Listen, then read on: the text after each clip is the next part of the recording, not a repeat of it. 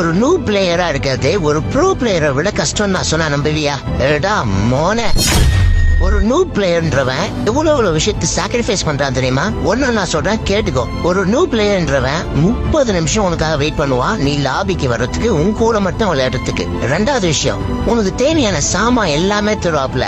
குண்டு வேணுமா, ஸ்கோப் வேணுமா, மெடிக்கேட் வேணுமா, ஜூஸ் வேணுமா, எல்லாத்தையும் கொடுப்பான். ஏன் கண்ணை கூட குத்துருவான். மூணாவது விஷயம், அவன் சாகும் போது எந்த ஒரு எக்ஸ்கியூஸும் கொடுக்க மாட்டான். பிங்கே, லேகு, ரெண்டரே, ஹேங் ஆயிடுச்சு, இந்த மாதிரி ரீசன்ஸே சொல்ல மாட்டான். நாலாவது விஷயம், நியூ பிளேயர் வந்துட்டு நீ நாக் அவுட் ஆனாலும் எனிமி நியூ பிளேயர் அடிச்சாலும் உன்னை ரிவைவ் பண்ணுவான். இந்த குவாலிஃபிகேஷன் யாருக்குமாமே இருக்கும். இதுல 5வது பாயிண்ட் தான் முக்கியமானது. சப்போஸ் கேம்ல அவன் இறந்துட்டா கூட உனக்காக நீ சாகுற வரைக்கும் உன் கேம் பிளேவை பார்த்துட்டு உள்ள உட்காந்துருப்பான். சோ இப்படிப்பட்ட ஒரு நியூ பிளேயர்ஸை நூவுன்னு கலாய்க்காதீங்க.